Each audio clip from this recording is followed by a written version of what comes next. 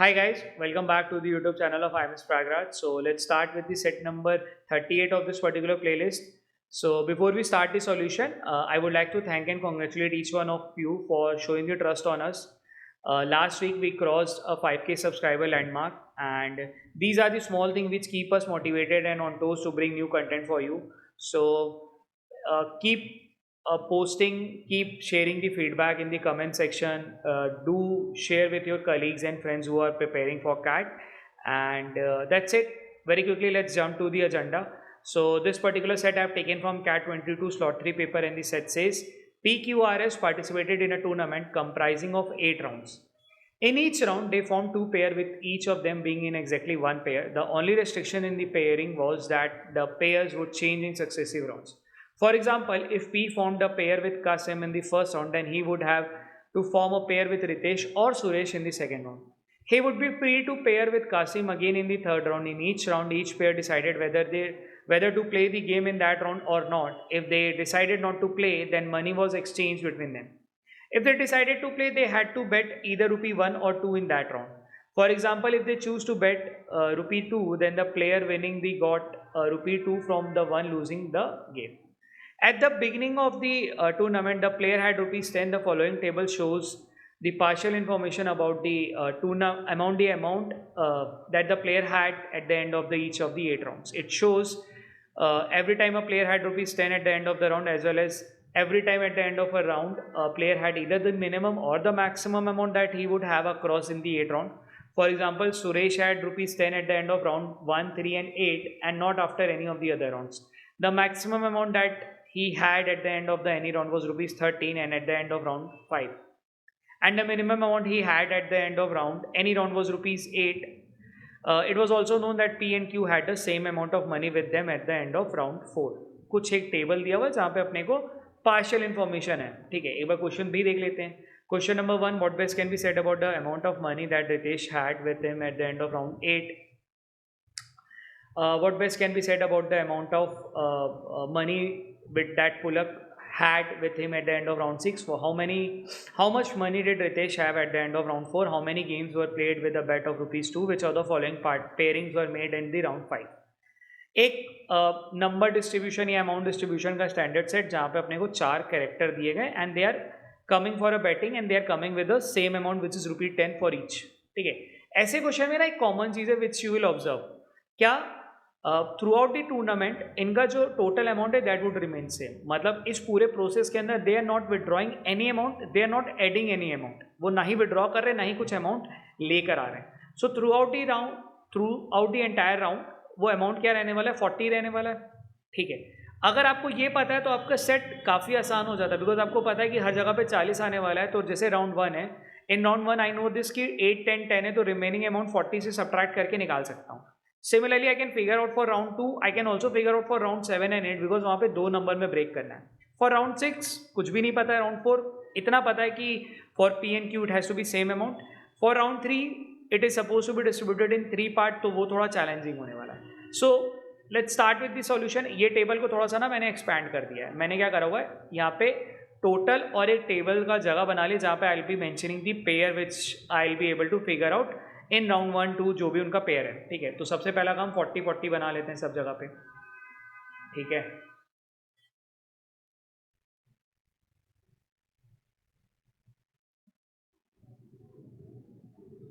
अगर यहाँ पे 40 है तो यहाँ पे कितना रहा होगा? 8 10 10 यानी कि 20 28, सॉरी यानी कि यहाँ पे क्या रहा होगा? 12.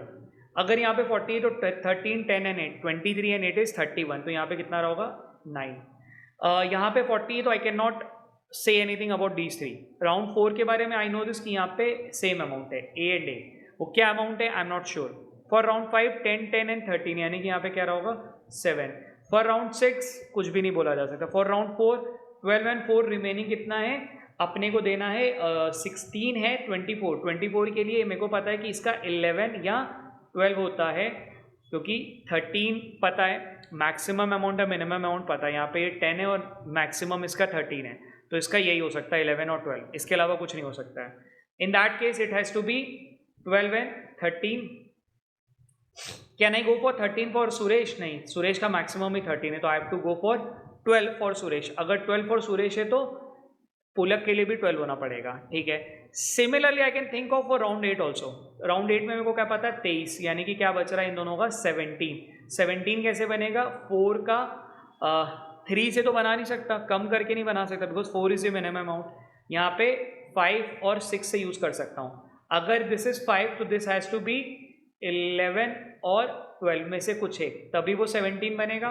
12 ले नहीं सकता because 12 is the maximum amount which Kasim had, और वो राउंड 7 में ही है, तो 12 रिपीट नहीं कर सकता, यानी कि 11 बनाना पड़ेगा, and because of that this will become 6, ठीक है। अब बिकॉज मेरे को 2 राउंड 7 और राउंड 8 का मिल चुका है, तो I can also figure out the pair of these people, ठीक है। इसके लिए थोड़ा अपन यहाँ पे जगह बना लेते हैं, एग्जैक्ट वैल्यूज लिख देते हैं, ठीक। 12 and 12, 11 and 6, these are the values which I know, ठीक है। 12 and 12, 11 and 6, 12 and 12, 11 and 6।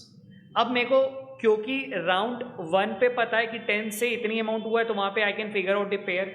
यहाँ पे कितना था, 10 था ना हर जगह पे।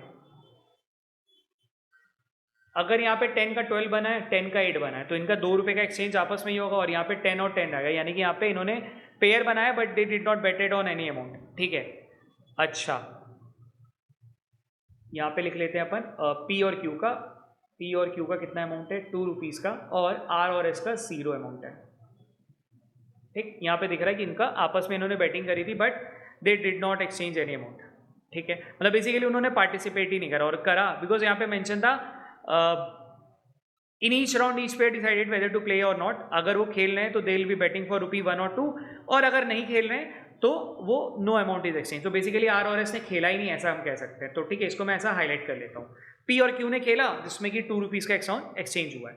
अच्छा, राउंड 2 में 12 का 13 बना है, 8 का 10 बना है, 10 का 9 बना है, 10 का 8 बना है, यानी कि यहाँ पे 2 रुपये का डिक्रीज है, 2 रुपये का डिक्रीज कॉम्प्लीमेंट हुआ विद 2 रुपये का इंक्रीज, वो किसके साथ हो सकता है, क्यू के साथ हो सकता है। यानी कि यहाँ पे क्यू और एस का पेयर बना होगा 2 रुपीज़ का, और पी और आर का बना होगा 1 रुपीज़ का। पी और आर का बना है 1 रुपीज़ का, ठीक।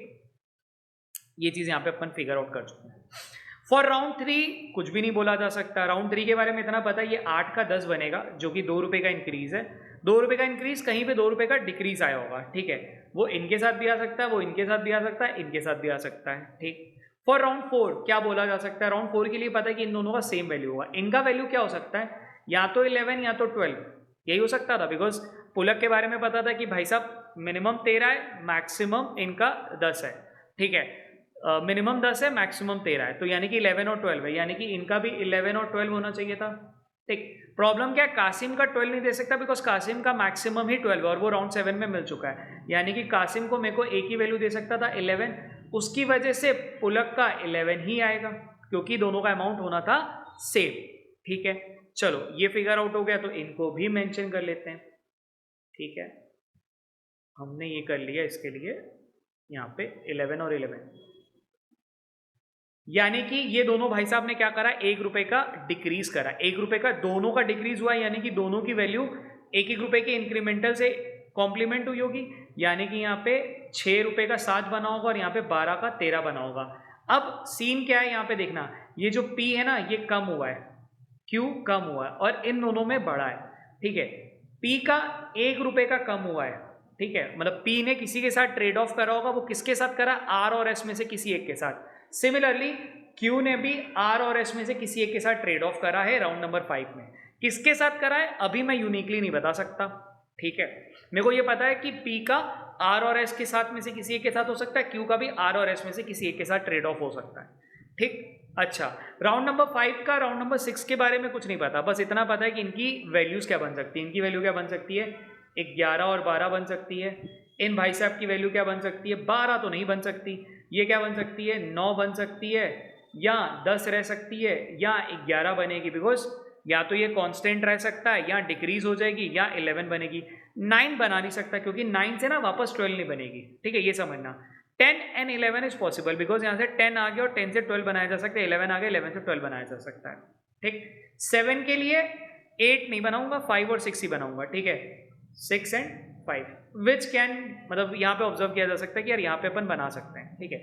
फॉर 13 क्या हो सकता है, या तो 12 होगी या तो 11 होगी, ठीक है। ये मैंने कर लिया इधर, यहाँ पे 9 अपन कैंसिल कर लेते हैं, ठीक है। अच्छा, अब थोड़ा यहाँ पे ध्यान देना, ये 10 की चीज़ या तो 11 12 हो रही है यानी कि इंक्रीज कर रही है, 10 की चीज़ या तो ये कांस्टेंट रह रही है या तो बढ़ रही है, 7 की चीज़ घट रही है। दो इवेंट में डिडक्शन हो रहा है, ये ध्यान दे रहे हो, दो जगह पे ये माइनस हो रहा है, दो जगह पे। अगर दो जगह पे माइनस हुआ है तो ऑब्वियसली दोनों जगह पे प्लस ही हुआ होगा, समझ रहे हो। अगर प्लस हुआ है तो यानी कि ये यहाँ पे 11 देना जरूरी है, बिकॉज 10 और 10 क्या कांस्टेंट की बात हो रही है, ठीक। तो यानी कि यहाँ पे तो 11 आएगा ही आएगा, ठीक। अपने को एक चीज़ और मिल गई 11 की वैल्यू, ठीक है। इसको थोड़ा जगह बना के लिखते चल रहे हैं। अब क्या है ना, ऐसे सेट्स के अंदर थोड़ा साफ सुथरा करो तभी तुम्हें मिलेगा, जितना तुम वैल्यूज़ को भरते जाओगे वो दिक्कत आएगी, ठीक है। तो यहाँ पे अपने पास 11 मिल गया, ठीक। 10 का 11, 11 से 12, यानी कि कासिम ने किसी के साथ पेयरिंग की होगी जो कि 1 रुपये का एक्सचेंज करा होगा, ठीक है। 10 का 11 बना है, कासिम ने किसी के साथ पेयरिंग करी जो कि 1 रुपये का एक्सचेंज मारा होगा। इसके साथ करिए, प्रॉब्ली रितेश के साथ भी कर सकता है, प्रॉब्ली इसके साथ भी कर सकता है, एंड पुलक के साथ तो नहीं हुई होगी, ठीक है। पुलक ने भी चेंज करा है क्योंकि पुलक भी क्या हो रहा है, इंक्रीज ही कर रहा है, पुलक भी इंक्रीज कर रहा है। वो डिक्रीज किसके साथ किया होगा, आर और एस के साथ ही डिक्रीज किया होगा, ठीक है। अच्छा, राउंड 6 से राउंड 7 पे चलते हैं। क्या राउंड 6 से राउंड 7 में कुछ भाई देख सकते हैं क्या? अगर ध्यान दो तो ये चीज़ 11 की 12 रह रही है, ठीक है, यानी कि यहाँ पे इंक्रीज हो रहा है। यहाँ पे क्या हो रहा है, या तो कांस्टेंट रह रहा है या तो ये डिक्रीज हो रहा है, ठीक। ये वाली चीज़ डिक्रीज हो रही है, ठीक है। ये वाली चीज़ या तो कांस्टेंट रह रही है या तो ये डिक्रीज हो रही है, ठीक। तो मेरे को ये दिख रहा है कि यार शायद ये कुछ बन सकता है। अच्छा, इसका ना थोड़ा हेल्प लेने के लिए अपन यहाँ पे भी थोड़ा दिमाग लगाए, बिकॉज राउंड नंबर 7 और 8 में कंसिक्यूटिव है, तो वहाँ पे मेरे को एकदम क्लियर कर दिखेगा। पहले वो भर लेते हैं। राउंड नंबर 8 का क्या हो जाएगा, 7 से 8 आने में 12 का 13, 12 का 11, 4 का 6, ये देख रहे हो, 2 2 रुपये का एक्सचेंज और 1 1 रुपये का एक्सचेंज है, यानी कि पी और क्यू ने 1 रुपये का ट्रेड ऑफ करा है, 1 1 रुपये का, एंड आर और एस ने 2 रुपये का ट्रेड ऑफ करा है, ठीक है। एकदम देखो आसानी से मिल गया यहाँ पे। अब सो फार, अच्छा राउंड नंबर 3 के बारे में भी अपन वैल्यू लिख लेते हैं ना, तो थोड़ा चीज़ और आसान हो जाएगी। राउंड नंबर 3 में क्या है, अपने पास पता था 13 का क्या कर सकते थे, 11 और 12 लिख सकते थे। 10 का क्या लिख सकते थे, प्रॉब्ली 9 हो सकता था, 10 रह सकता था और 11 रह सकता था। मतलब 10 का 9 आता, 9 का 11 बन जाता, 10 का कांस्टेंट रह जाता, 11 बन जाता, 10 का 11 और 11 का 11 कांस्टेंट हो सकता था, ठीक है। 9 के लिए कम ही करना पड़ेगा, बढ़ तो सकता नहीं, कम कितना करेंगे, या तो 8 या तो 7, ठीक। ये चीज़ हमने यहाँ पे भी लिख दी। अब यहाँ पे अपने को ये भी पता है कि सुरेश है जो कि 2 रुपये का ट्रेड ऑफ कर रहा है, ये भी पता है किसके साथ कर रहा है, वो क्यू नहीं हो सकता, बिकॉज ऊपर क्यू और एस का ट्रेड ऑफ हो चुका है, वो या तो रितेश होगा या तो पुलक होगा, ये पता है, ठीक। इतनी चीज़ें हमने यहाँ पे लिख दी है। अब अपने को क्या करना है, अगर ध्यान दो तो थोड़ा सा दिमाग लगाना पड़ेगा।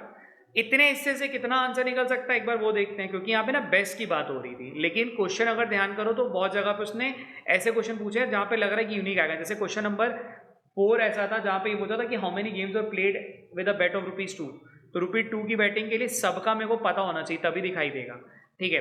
What best can be said about the amount of money that Ritesh had with the at the end of round 8। Round 8 के बाद रितेश के पास कितना पैसा था, 6 रुपये, तो ये तो मिल सकता है। What best can be said about the amount of money that Pulak had with him at the end of round 6। पुलक का राउंड 6 के बाद कितना पैसा है, पुलक का राउंड 6 के बाद अभी नहीं बता सकते, ठीक है। How much money did Ritesh have at the end of round 4। Round 4 के पास रितेश के पास कितना पैसा है, 6 रुपये का पैसा, 6 रुपये, ठीक है, ये भी मिल गया। क्वेश्चन नंबर 4 में तो वो पूरा ही निकालना पड़ेगा। Question number 5, which of the following pair was made in round 5। Round 5 में किसने बना था, पी और क्यू का किसी के साथ बना होगा अलग अलग, यानी कि पी एंड क्यू आपस में तो नहीं बना होगा, ठीक। अब ये एक ऐसा सेट है जो एग्जाम वाले फेज में यार देखो, मतलब this would be my last set which I would be attempting, because ये जो पहला 10 मिनट की मेहनत पे मेरे को 2 क्वेश्चन मिल गया, शायद मैं इन दोनों को करके आगे बढ़ जाता, बिकॉज इतना टाइम, इतना दिमाग शांत करके यहाँ से फिगर आउट करना would be a challenge. Because मैंने जब इसको अलग से सॉल्व किया था तो इट टुक अराउंड 25-30 मिनट, तब जाके मेरे को ये बना था, बिकॉज यहाँ पे बहुत कन्फ्यूजन क्रिएट हो रही थी और वो बहुत टाइम ले रहा था क्लिक करने के लिए, बहुत शांत दिमाग के बाद ही वो चीज़ निकल रही थी। तो एग्जाम वाले फेज में it is not recommended to do this in first place. अगर आप ऐसे हो जो 3 सेट ठोक चुका है, चौथे सेट के लिए तैयार है, एंड ही और शी हैज़ 5-7 मिनट, तो वो ट्राई मार सकता है और शायद लक से वो कुछ निकाल ले जाए, ठीक है। चलो लेट्स फिगर आउट फिर for the remaining values, because यहाँ पे अपने काफ़ी हद तक भर चुके हैं, तो चलो मेहनत करते हैं। राउंड नंबर 1 आ चुका है, राउंड नंबर 2 आ चुका है, राउंड नंबर 3 पे दिमाग लगा दे। राउंड नंबर 3 में क्या दिख रहा है, ये बंदा डिक्रीज कर रहा है, ठीक है। ये बंदा या तो कम है या तो ज़्यादा है या तो कुछ ऐसा है, आई एम नॉट श्योर क्या आने वाला है। ये भी डिक्रीज कर रहा है। दो इवेंट हैं जहाँ पे डिक्रीज हो रहे हैं, यानी कि दो इवेंट ऐसे होंगे जहाँ पे इंक्रीज करना ज़रूरी है। ये पॉइंट समझ रहे हो? यहाँ पे दिख रहा है दो इवेंट में डिक्रीज हुआ है, यानी कि दो इवेंट में प्लस आना ज़रूरी है, यानी कि 10 का 9 और 10 नहीं रहेगा, 11 ही रहेगा। ठीक, अगर 10 का 11 है यानी कि कासिम ने किसी ऐसे बंदे के साथ ट्रेड ऑफ करा जहाँ पे वो 1 रुपये की बैटिंग कर रहा था। ठीक, अच्छा, ऑल्सो अगर ध्यान दो, अब कासिम का 11 है तो कासिम का आगे भी 11 है, यानी कि अगले राउंड में कासिम ने एक ऐसे बंदे मतलब पार्टिसिपेट ही नहीं करा, तभी वो 0 है। कोई ऐसा बंदा है चारों में जहां पे अपन कांस्टेंट रख सकते हैं, बिकॉज कासिम ने अगर पार्टिसिपेट नहीं किया तो कोई और बंदा भी होगा जो कि पार्टिसिपेट नहीं करेगा। 10 का 12 बना ही बना है, 8 7 का 6 बनेगा ही बनेगा, यहाँ पे कोई ना कोई चेंज आएगा ही आएगा, यानी कि यही एक बंदा है जहाँ पे अपने को मजबूरन कांस्टेंट करना पड़ेगा, यानी कि यहाँ पे क्या आएगा, 11 आएगा। यानी कि यहाँ पे कौन दो लोग हैं जो कि ट्रेड मतलब 0 पे वैल्यू कर रहे होंगे, यानी कि यहाँ पे P और Q हैं जिन्होंने बेसिकली गेम में पार्टिसिपेट नहीं करा है, और यहाँ पे कौन रहे होंगे, ये दोनों रहे होंगे, यानी कि R और S रहे होंगे जिन्होंने 2 रुपये का बैटिंग करी होगी। क्योंकि S का 10 का 12 बना हुआ है तो यानी कि यहाँ पे क्या रहा होगा, 8 रहा होगा। ठीक, अब ज़रा एक काम करते हैं, अपन क्या करते हैं, थोड़ा सा इसको साफ सुथरा कर लेते हैं ताकि चीज़ें थोड़ा बेहतर दिखाई दे जाए। 11 11 8 अपने को वैल्यू लिखनी है ना, ठीक है। 11 11 एंड 8,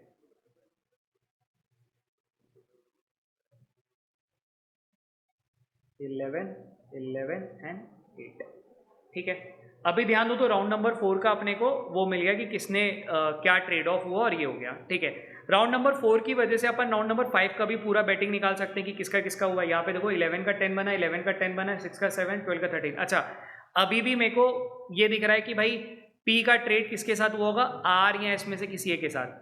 तो अभी भी I am not sure, P का R और S में से किसी के साथ भी हो सकता है, सिमिलरली Q का R और S में से किसी के साथ भी हो सकता है। अभी मैं यहाँ पे क्लियरली कम्युनिकेट नहीं कर पाऊंगा, उसके लिए मेरे को राउंड नंबर 6 का सोचना पड़ेगा, तभी मैं निकाल पाऊंगा, ठीक है। इधर भी जगह बना लेते हैं, राउंड नंबर 6 के बारे में सोचना शुरू करते हैं ना, बिकॉज यहाँ पे निकलेगा तो will be able to figure out everything.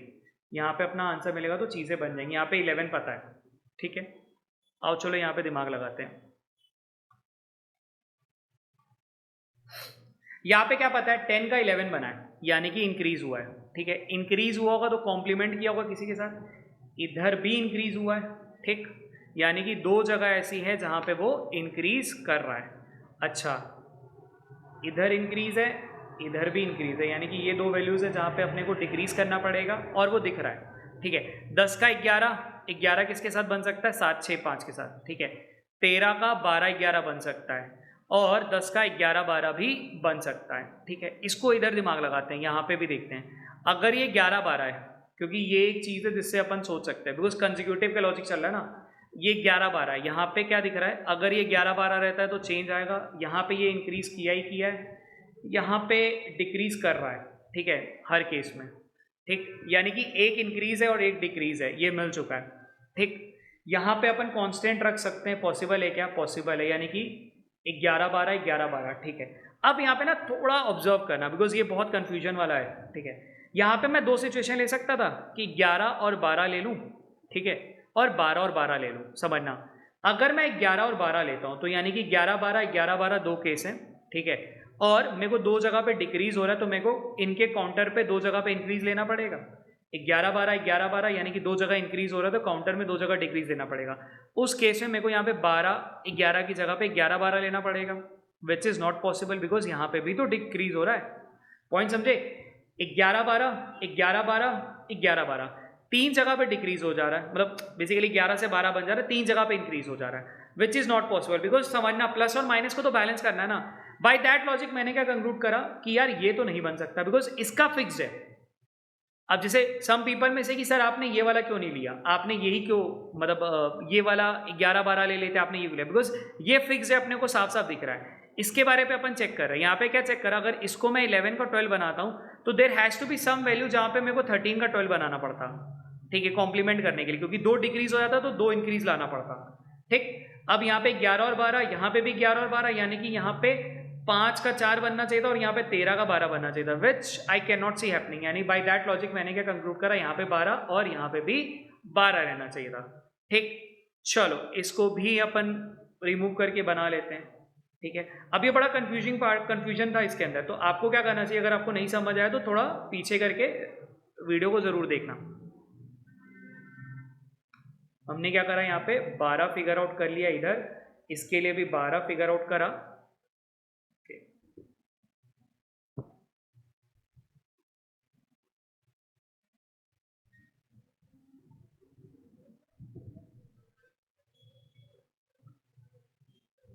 12 and इसका भी 12, तो इसका आ गया था अपना कितना, 12 12 24, 24 और 11 कितना होता है, मतलब 5, यहाँ पे आना चाहिए था 7 और 5, ठीक है।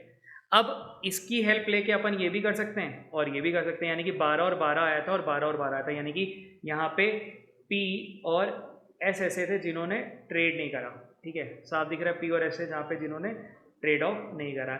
Y Q and R were someone जिन्होंने ट्रेड ऑफ करा, कितने का, 1 रुपये का, ठीक।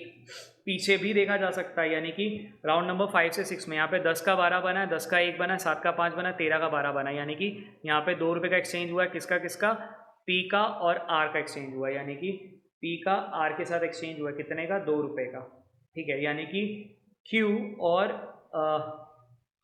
Q का एक्सचेंज हुआ होगा किसके साथ, S के साथ, तो Q और S का 1 रुपये का एक्सचेंज हुआ है S के साथ, ठीक है।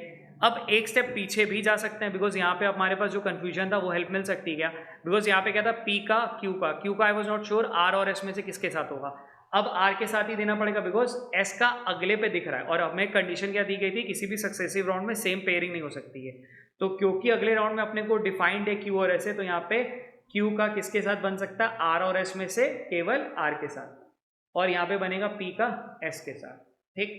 अब हमने क्या करा, अगर ध्यान दो तो we have figured out for round number 1 2, round number 3 है जो अभी भी बाकी है, राउंड नंबर 3 पे भी अपन दिमाग लगा लेते हैं। राउंड नंबर 3 में क्या पता था, S का ट्रेड ऑफ होना है 2 रुपये का, किसके साथ होगा S का ट्रेड ऑफ, S का 2 रुपये का ट्रेड ऑफ 13 का 11 यहीं पे हो सकता है, तो S और P होना चाहिए था, और कासिम का किसके साथ हुआ होगा, 1 रुपये का ट्रेड ऑफ जो कि R के साथ हुआ है, ठीक।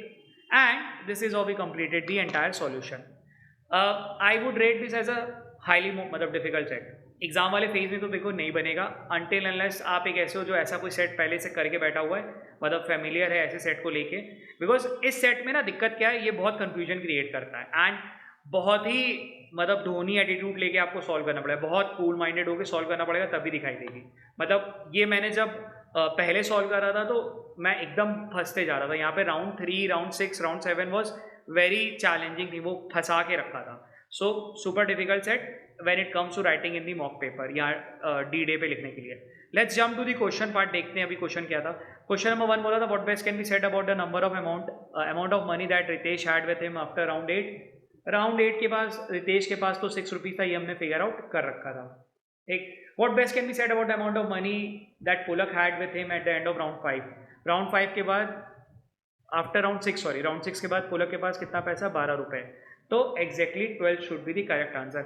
How much money did Ritesh have at the end of the round 4, ये तो हमने निकाल रखा था, रितेश के पास कितना पैसा है, 6 रुपए था, ये हमने लिख रखा है। How many games were played with the bet of ₹2, 1 2 3 4 5 6, total 6 game ऐसी थी जो कि 2 रुपए के बैटिंग के साथ खेली गई है। Which of the following pairing were made in round 5। Round 5 में PS और QR था, तो PS option number C should be the correct answer, ठीक है। चलो कीप प्रैक्टिसिंग।